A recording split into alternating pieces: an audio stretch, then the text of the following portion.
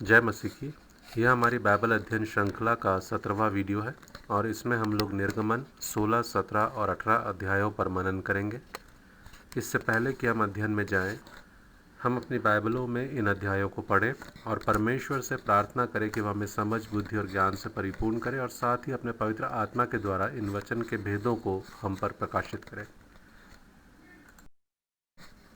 जिन मुख्य बातों को हम इन 3 अध्यायों में पढ़ेंगे वे हैं इजरायलियों का भोजन के लिए बुड़बुड़ाना, फिर हम थोड़ा मन्ना के विषय में जानेंगे, साथ ही किस प्रकार से इजरायलियों ने चट्टान से पानी को पिया और किस प्रकार अमालेकियों से उनका युद्ध हुआ और उन्होंने अमालेकियों पर विजय पाई। फिर मूसा के ससुर का आगमन और उनके द्वारा जो सलाह मूसा को दी गई उसके अनुसार मूसा द्वारा प्रधानों की नियुक्ति किस प्रकार की गई, उसको भी हम लोग इन अध्यायों में देखेंगे। फिर हम देखते हैं कि इजरायली दूसरे महीने के 15वें दिन को सीन के जंगल में पहुंचते हैं। जब वो एलीम से आगे बढ़ते हैं तो होरे पहाड़ और एलीम के बीच में सीन का जंगल आता है और वहाँ पर उनको पहुँचते हुए 1 महीना पूरा हो जाता है। मिस्र से निकलते समय से लेकर के सीन के जंगल में पहुँचने तक 1 महीना पूरा होता है, क्योंकि यहाँ इस प्रकार से लिखा है कि वे दूसरे महीने के 15वें दिन को सीन के जंगल में पहुँचे और मिस्र में से वे लोग निकले थे पहले महीने के 15वें दिन को, मतलब 14वें दिन को तो उन्होंने फसह का बलिदान किया था और रात के समय सारे मिस्रियों के पहलौठे मारे गए थे और अगले दिन वे लोग वहाँ से निकल आए थे, मतलब 15वें दिन को वे लोग निकल आए थे। तो इस प्रकार से सीन के जंगल में पहुँचने पर उनको 1 महीना पूरा बीत गया है और अब यहाँ पर पहुँचकर उनको फिर मिस्र याद आ रहा है कि किस प्रकार से वे वहाँ पर मांस की हांडियों के पास बैठकर मनमाना भोजन करते थे और यहाँ पर उनको ठीक से खाने को भी नहीं मिल रहा है। जो कुछ वो साथ में लेकर के आए थे मिस्र से वो भी अब लगभग ख़त्म होने आ गया है और ये भीड़ लगभग 30 लाख लोगों की है और इतने सारे लोगों के लिए इंतज़ाम कर पाना ये मूसा के लिए भी संभव नहीं है। तो यहाँ पर अब आकर के वे बुड़बुड़ा रहे हैं मूसा के ऊपर और हारून के ऊपर कि क्यों उनको यहाँ पर लाया गया है भूखों मरने के लिए। तो उनको वो समय वापस याद आ रहा है कि किस प्रकार से वे मिस्र में रहते थे और वो उनके मुंह से ही वो इस प्रकार से कह रहे हैं कि यदि उस समय परमेश्वर के हाथ से हम मार डाले जाते तो वही उत्तम था। तो वहाँ पे भोजन के साथ में मर जाना ज़्यादा उत्तम था, बजाय इसके कि यहाँ पर आके हम अपने आप को और अपने बच्चों को भूखों मरते हुए देखें। तो जब ये सब कुछ हो रहा था फिर हम देखते हैं कि मूसा यहोवा की दुहाई देता है और यहोवा मूसा से कहता है कि देखो, मैं तुम लोगों के लिए आकाश से भोजन वस्तु बरसाऊंगा और ये लोग प्रतिदिन बाहर जाकर प्रतिदिन का भोजन इकट्ठा करेंगे। इससे मैं इनकी परीक्षा करूंगा कि ये मेरी व्यवस्था पर चलेंगे कि नहीं। और ऐसा होगा कि 6वें दिन वह भोजन अन्य दिनों से दूना होगा, इसलिए जो कुछ वे उस दिन बटोरे उसे तैयार कर रखें। तो परमेश्वर ने एक व्यवस्था वहाँ बनाई है। अब सीन के जंगल से यहाँ पर परमेश्वर उनके लिए भोजन को उपलब्ध कराने जा रहा है, जो 40 वर्षों तक वह बिना रुके उनको देता रहेगा। और भोजन के साथ साथ परमेश्वर उनकी एक परीक्षा भी लेना चाहता है कि वे उसकी व्यवस्था पर चलेंगे कि नहीं। और परीक्षा किस रीति से वह लेता है कि वह उनको भोजन हर दिन सुबह के समय दिया करेगा और रोज़ का रोज़ उन्हें अपना भोजन लेने बाहर जाना रहेगा। और 6 दिन तक तो वे हर दिन का भोजन लेंगे, लेकिन 6वें दिन में वे लोग 7वें दिन का भोजन भी, यानी कि 2 दिन का, 6ठे और 7वें दिन का भोजन एक साथ बटोरेंगे और उसे तैयार करके रखेंगे। तो जब प्रतिदिन का भोजन प्रतिदिन वे लोग इकट्ठा करने जाएंगे तो इससे परमेश्वर उनकी परीक्षा लेगा कि वे मेरी व्यवस्था पर चलेंगे कि नहीं।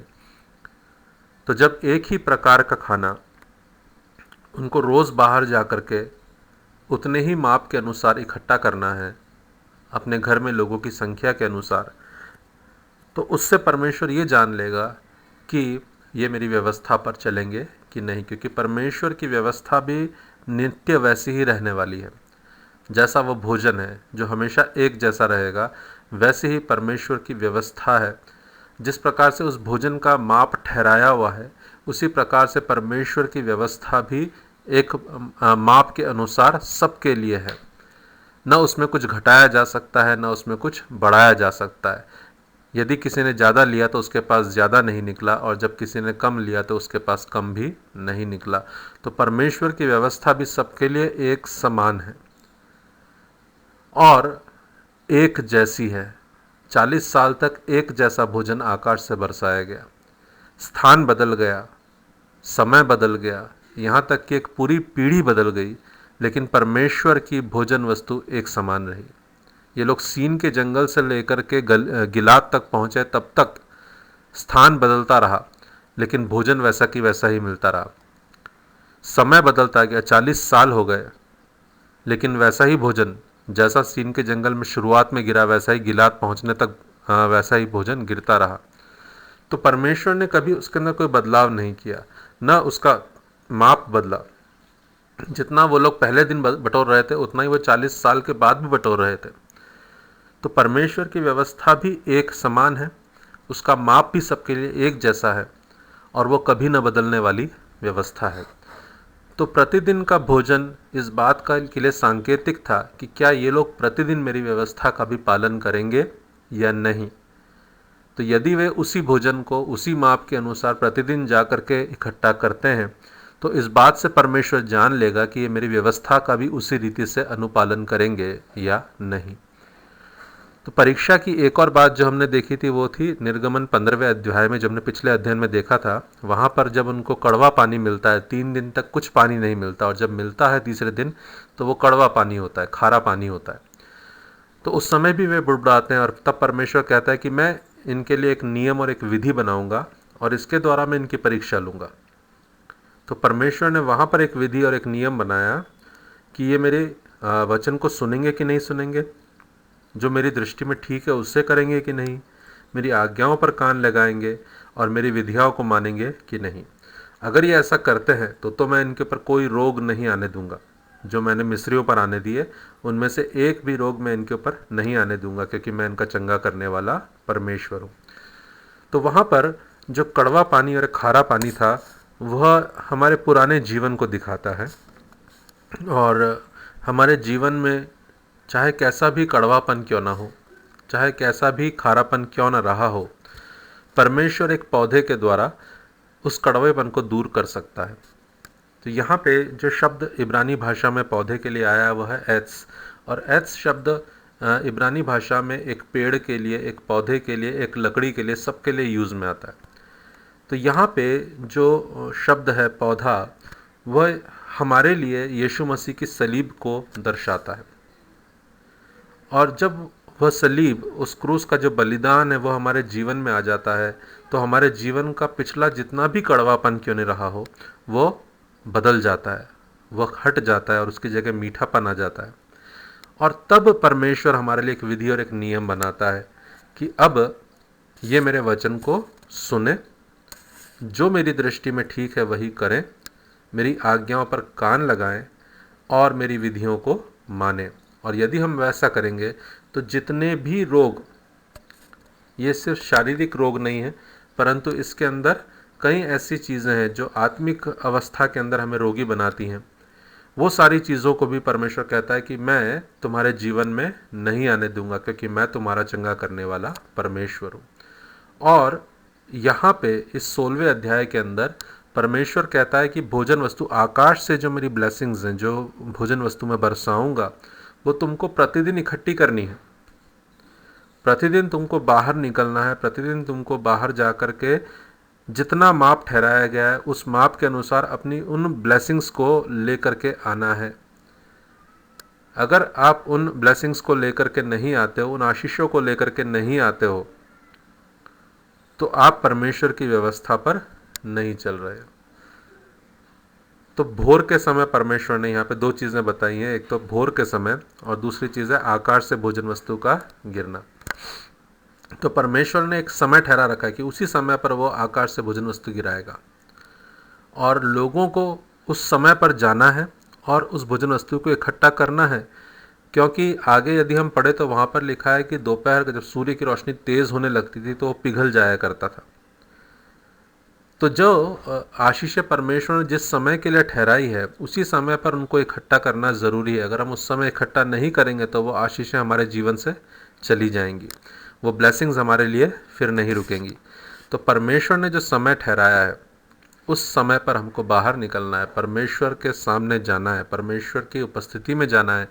और जब हम ऐसा करेंगे तो परमेश्वर ने जो ब्लेसिंग्स हमारे लिए रखी हैं वो रोज़ की आशीषें हमें रोज़ मिलेंगी।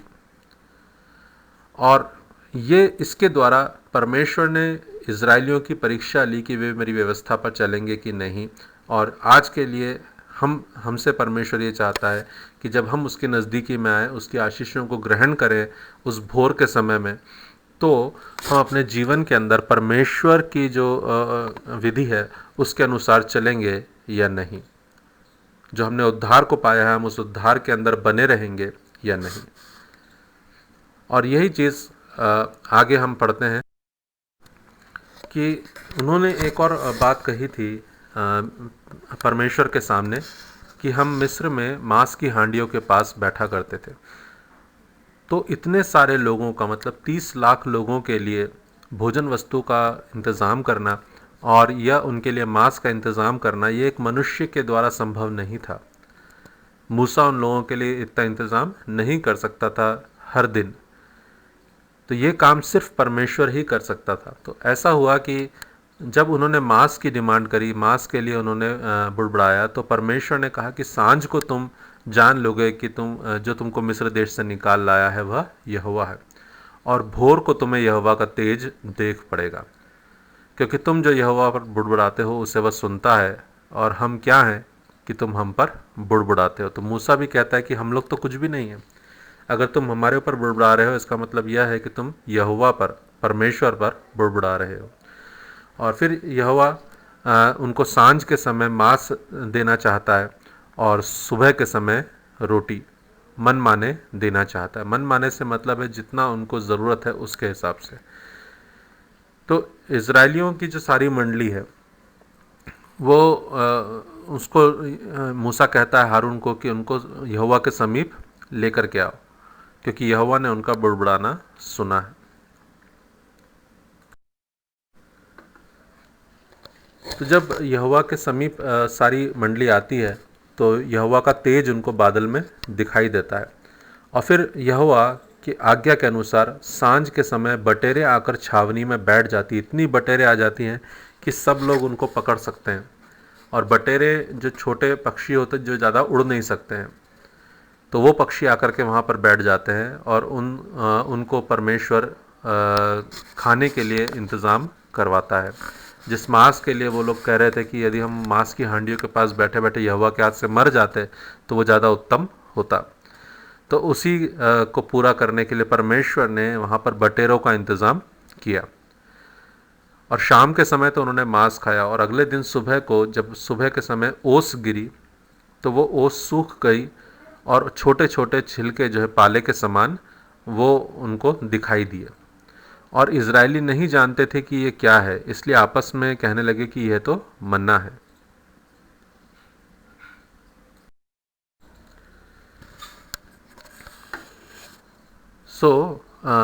परमेश्वर ने वहाँ पर आज्ञा दी थी उनको कि आपको हर एक मनुष्य के नाप के हिसाब से एक ओमेर बटोरना है। घर में जितने लोग हैं, अगर 10 लोग हैं तो आपको 10 ओमेर बटोरना है, मतलब हर मनुष्य के लिए एक ओमेर। और हर दिन का उनको उसी दिन बटोरना है। सिर्फ छठवें दिन ऐसा होगा कि जब उनको 7वें दिन का भी बटोरना रहेगा, मतलब 2 दिन के हिसाब से बटोरना रहेगा। अब यदि हम इस अध्याय के आखिर में देखें तो मन्ना के विषय में हमको पता चलता है कि मन्ना क्या है। तो मन्ना जो नाम रखा गया है, मन्ना शब्द माह शब्द से आया है, जिसका मतलब होता है क्या। तो इजरायली नहीं जानते थे कि ये क्या है, तो इसलिए वो आपस में कहते थे कि ये क्या है, ये क्या है, और उसी से शब्द मन्ना जो है वो चलन में आया कि ये तो मन्ना है। मन्ना का मतलब ही है ये क्या है। और इसका जो स्वरूप बताया गया है वो है धनिये के समान। ये धनिये के जो बीज होता है उसके जैसा ये दिखाई देता है, लेकिन ये सफ़ेद रंग का होता है। और इसका जो स्वाद बताया गया है वो है मधु से बने हुए पुए के समान, तो शहद के समान इसका स्वाद है। और हर व्यक्ति के लिए एक नाप ठहराया गया है परमेश्वर के द्वारा कि एक ओमेर इकट्ठा किया जाए हर व्यक्ति के लिए, दिन भर की रोटी। जो प्रभु यीशु मसीह कहते हैं कि आज की रोटी आज हमें दे, तो जो दिन भर की रोटी परमेश्वर ने ठहराई है वो सुबह के समय की रोटी है, और एक ओमेर दिन भर की रोटी एक आदमी के लिए ठहराई गई है। तो एक ओमेर का जो नाप है वो लगभग 1 किलो का होता है, और 10 ओमेर से एक एपा बनता है। और फिर हम आगे पाते हैं इस अध्याय के अंत में कि परमेश्वर कहता है मूसा को कि हारून से कहकर एक ओमेर भर के मन्ना संदूक के आगे रख दे। अब यहाँ पे वाचा का संदूक अभी तक बना नहीं है, क्योंकि ये अभी सीन के जंगल में ही है। जब ये सिनै पर्वत पर जाएगा तब जाकर के उसको पूरा मंदिर को बनाने का नक्शा और सारी चीज़ें उसको मिलेंगी, डिटेल डिस्क्रिप्शन मिलेगा।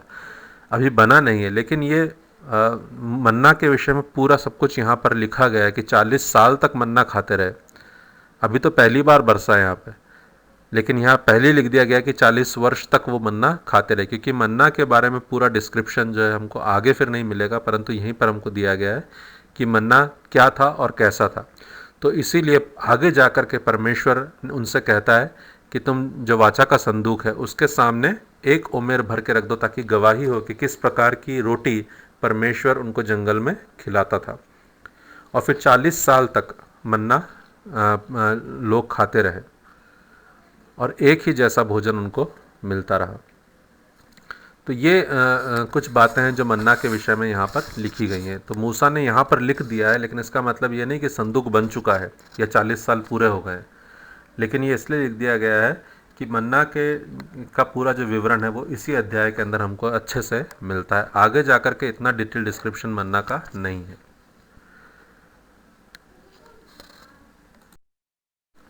फिर 17वें अध्याय के अंदर हम देखते हैं कि वे सीन के जंगल से आगे बढ़ते हैं और रपीदीम के पास पहुंचते हैं। अब रपीदीम जो है वो सिनै के जंगल के पहले पड़ता है। तो सीन के जंगल से ये लोग सिनै के जंगल की तरफ जा रहे हैं, जो होरेब पहाड़ का जंगल है, और रास्ते में वे रपीदीम के पास रुके हैं और वहाँ भी उनको पानी नहीं मिल रहा है। तब वे मूसा से फिर वाद विवाद कर रहे हैं, है ना। अभी थोड़ी दिन पहले जो एलीम के पहले शूर के जंगल में उन्होंने वाद विवाद किया था पानी के लिए, अब यहाँ पर आके फिर वापस पानी के लिए वाद विवाद कर रहे हैं। तो परमेश्वर मूसा को एक निर्देश देता है। जब यहोवा की दुहाई मूसा देता है तो वो उससे कहता है कि तू कुछ वृद्ध लोगों को साथ में ले, जो इज़राइल के वृद्ध लोग हैं, पुरानी हैं, और उस लाठी को ले जिससे तूने नील नदी पर मारा था, उसको अपने हाथ पे ले और लोगों के आगे बढ़ चल, मतलब पूरी मंडली को लेके चल, और अपने साथ में वृद्ध लोगों को रखना और उस लाठी को अपने हाथ में रखना। और मैं होरेब पहाड़ की एक चट्टान पर खड़ा रहूँगा। अब वहाँ पे बहुत सारे पहाड़ हैं, तो पूरे पहाड़ों की एक श्रृंखला मौजूद है जिनको होरेब पहाड़ कहा गया है। ठीक है, तो ये अभी वो मेन सिनै पर्वत नहीं है जहाँ पर मूसा 40 दिनों तक रहा। तो वो कह रहा है कि मैं होरेब पहाड़ की एक चट्टान पर खड़ा रहूँगा जो रपीदीम में है, और उस चट्टान पर तू मारना, तब उसमें से पानी निकलेगा। और ऐसा हुआ कि जो मूसा ने उस चट्टान के ऊपर मारा तो उसमें से पानी निकल पड़ा, और फिर मूसा ने उस स्थान का नाम मस्सा और मरीबा रखा। तो मस्सा का अर्थ होता है परीक्षा करना, क्योंकि यहाँ पर इजरायली जो थे वो परीक्षा कर रहे थे परमेश्वर की कि परमेश्वर हमको पानी पिलाएगा या नहीं। अपने बुड़बुड़ाने के द्वारा वे परमेश्वर को रिस दिला रहे थे।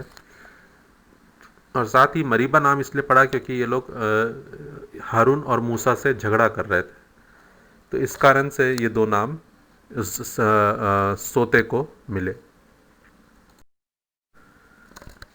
फिर आगे हम देखते हैं कि रपीदीम में अमालेकी आकर इजरायलियों से लड़ने लगे। अब यहाँ पे रपीदीम का जो एरिया है उसके ऊपर अमालेकियों की पूरी किंगडम थी, जो कि हवीला से लेकर के तो मिस्र तक पूरे बसे हुए थे। और वहाँ पे जब ये पहुँचे हैं, इजरायली पहुँचे हैं, तो अमालेकी फिर आकर के इनसे लड़ने लगे हैं। तब मूसा ने यहोशू से कहा कि हमारे लिए कई पुरुषों को चुनकर छांट ले और बाहर जाकर अमालेकियों से लड़। और वो अपने खुद के लिए कहता है कि मैं वो पहाड़ी पर जाकर के खड़ा रहूँगा। और वो हारून, मूसा और हूर तीनों जने पहाड़ी पर चढ़ जाते हैं और जब तक मूसा अपने हाथ ऊपर उठाता तब तक इज़राइल जो है वो प्रबल होता, और जब उसके हाथ नीचे आ जाते तब अमालेक प्रबल होने लगता।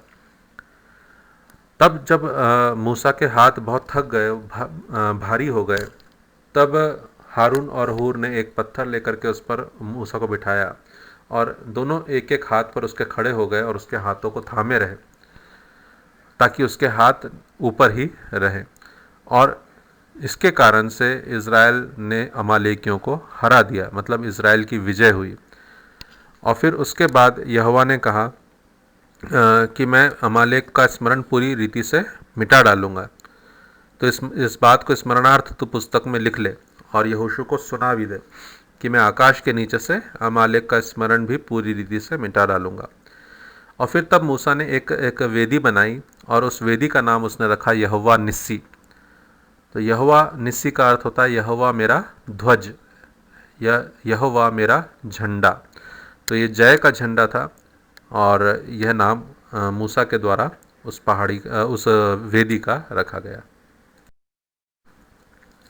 फिर 18वें अध्याय में हम देखते हैं कि जो मूसा के ससुर हैं यित्रो, वो जब इन सब बातों को सुनते हैं कि यहोवा ने किस प्रकार से इजरायलियों के लिए कार्य किया, किस प्रकार से मिस्रियों को दंडित किया और किस प्रकार से वो उनको लेकर के चला है, तो वो मूसा से भेंट करने के लिए आते हैं और अपने साथ में उसकी पत्नी मूसा की पत्नी सिप्पोरा को और उसके दोनों बेटों को भी लेकर के आते हैं। तो मूसा के दो बेटे थे, पहले का नाम गेरशोम मूसा ने इसलिए रखा था क्योंकि वो परदेशी होकर के जो मिद्यान देश है उसमें रहा था, और दूसरे का नाम एलिएज़र उसने इसलिए रखा था कि परमेश्वर यहाँ पर भी मेरा सहायक हुआ है।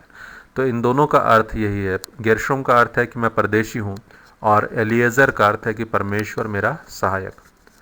और इन दोनों को लेकर के वो परमेश्वर के पर्वत के पास, अब देखिए दोबारा से यहाँ पे नाम आया है परमेश्वर का पर्वत। तो जो होरेब पहाड़ है या जिसे हम सिनै पहाड़ कहते हैं, उसी को परमेश्वर का पर्वत कह के संबोधित किया गया है। तो रपीदीम के पास में ही अभी ये लोग हैं जो कि होरेब पर्वत की पूरी श्रृंखला है। तो उसके पास में ये यित्रो मूसा की पत्नी और बेटों को लेकर के आया है। और जब वो पास पहुंच गया, डेरे के पास पहुंच गया, तो उसने मूसा के पास खबर भिजवाई कि तेरा ससुर यित्रो तुझसे मिलने के लिए आया है। तो मूसा ने बाहर निकल करके उनसे भेंट की और सारी चीज़ें जो जो यहोवा ने किया था उनके लिए मिस्र में और मिस्र से निकल आने से लेकर के अब तक, और जितनी कष्ट इजरायलियों ने सहे हैं उन सब चीज़ों के बारे में यित्रो को बताया। तब सब कुछ सुनने के बाद यित्रो ने यहोवा को धन्य कहा। और फिर उसके बाद हम देखते हैं कि हारून और इजरायलियों के जितने पुरानी हैं वे सब यित्रो के पास आते हैं और परमेश्वर के आगे सब मिलकर भोजन करते हैं। फिर अगले दिन जो यित्रो है मूसा का ससुर, वो देखता है कि मूसा एक जगह बैठा रहता है और लोग सुबह से शाम तक उसके आसपास खड़े रहते हैं और उसको एक समय भी उठने का मौका नहीं मिलता है कि वह अपने स्थान से उठ पाए। तब वो कहता है कि ये काम तो बहुत भारी है, ये क्या है जो तू करता है। तो वो कहता है कि लोग मेरे पास परमेश्वर से पूछने के लिए आते हैं और मैं उनके बीच में न्याय करता हूँ और परमेश्वर की व्यवस्था उन्हें समझाता हूँ। तब वो कहता है कि ये काम जो तू करता है वो अच्छा नहीं, क्योंकि तू इससे खुद भी थकेगा और जो तेरे साथ में इतने सारे लाखों लोग हैं ये भी थक जाएंगे। तब मूसा के ससुर उनको सलाह देते हैं कि तुम इन लोगों के लिए परमेश्वर के पास जाया कर और व्यवस्था भी इनको समझा दिया कर, पर ऐसा कर कि तू इनमें से गुणी और परमेश्वर का भय मानने वाले और सच्चे और अन्याय के लाभ से घृणा करने वाले पुरुषों को छांट ले। तो ऐसे लोगों को छांटना है जो कि गुणी हो, जो परमेश्वर का भय मानने वाले हों, जो सच्चे हों और जो अन्याय के लाभ से घृणा करने वाले हों। तो ऐसे पुरुषों को छांट करके उन्हें हजार हजार, सौ सौ और 10-10 लोगों के ऊपर प्रधान नियुक्त कर दे, ताकि छोटे छोटे मुकदमों का न्याय तो वे खुद कर लिया करें और बड़े बड़े मुकदमों को तेरे पास लाया करें। तो 10-10 वाले पहले न्याय करें, यदि वे नहीं कर पाए तो वे 100-100 वालों के पास लेकर के आएँ। तो एक तरह से हम आज की व्यवस्था को यदि हम देखें तो जो डीएम वगैरह के पास में जो केस आते हैं वो 10-10 के समान है। फिर ये जो सेशंस कोर्ट में जाते हैं 100-100 के समान है, और जो हाई कोर्ट में जाते हैं वो 1000-1000 के समान है, और जो मूसा के पास आए वो सुप्रीम कोर्ट के समान है। तो इस प्रकार से अलग अलग लेवल्स बना दिए गए और इस बात को यहाँ पर हम देखते हैं कि किस प्रकार मूसा के ससुर ने एक उसको समझाइश दी, एक बात बताई कि किस प्रकार तुम अपने बोझ को हल्का कर सकते हो। परमेश्वर आप सबको आशीष दे। आप सभी का धन्यवाद। यदि आपको ये वीडियो पसंद आ रहे हैं तो लाइक करें और सब्सक्राइब करें और अपने मित्रों और अपने लोगों के साथ में इन वीडियोस को आप शेयर भी कर सकते हैं ताकि सबको इसका लाभ मिल सके। मसीह में आपका भाई लवित सैमसन, लिविंग वर्ड मिनिस्ट्री एवं मन्ना मिनिस्ट्री।